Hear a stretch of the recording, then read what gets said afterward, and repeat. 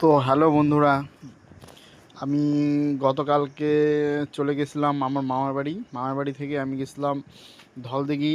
ধলদিঘি ওখানে যায় এখান থেকে, মানে সবাই বলে নাকি এটা বিশ্বের ওয়ান মাত্র একমাত্রই গাছ আছে বিশ্বের মধ্যে।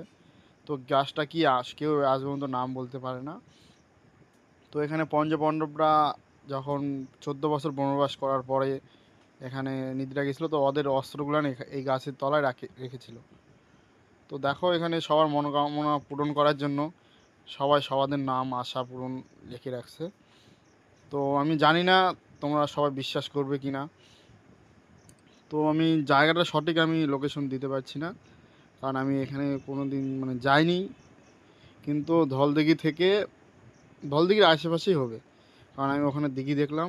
ওখানে অনেক কটা দিঘি আছে, ধলদিঘি, মেলান দিঘি। তো এই যে দেখো, জায়গাটার নাম, পোস্টার সব কিছু দেওয়া আছে এখানে। তো সবাই কমেন্ট করো, শেয়ার করো, দেখো, জানাও। সবাই কমেন্ট বক্সে লেখো যে গাছটা সত্যি আছে কি না মিথ্যা।